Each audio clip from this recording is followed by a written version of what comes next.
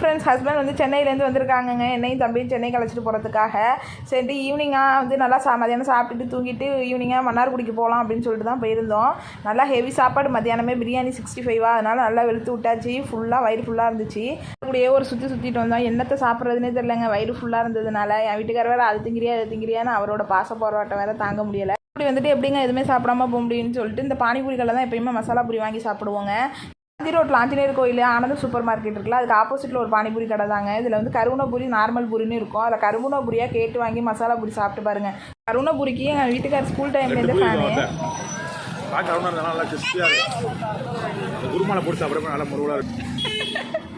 மசால் பூரியை சாப்பிட்டுட்டு ஒரு டம்ளர் பானி தண்ணி கொடுப்பாங்க. அதை குடித்தா தான் நமக்கு சாட்டிஸ்ஃபேக்ஷனாக இருக்கும். அப்படி ஒரு காரமாக இருக்குங்க. கண்டிப்பாக மன்னார்குடி மக்களுக்கு இந்த கடையை தெரிஞ்சிருக்கும். தெரிஞ்சால் கண்டிப்பாக கமெண்ட் பண்ணுங்கள், லைக் பண்ணுங்கள். அப்படியே அம்மா வீடும் பக்கத்தில் தானே, மன்னார்குடியில் தானே இருக்குது. அதனால் அங்கே போயிட்டு கொஞ்சம் நேரம் பேசி இருந்துட்டு அதுக்கப்புறம் ஒரு 9 மணி போல்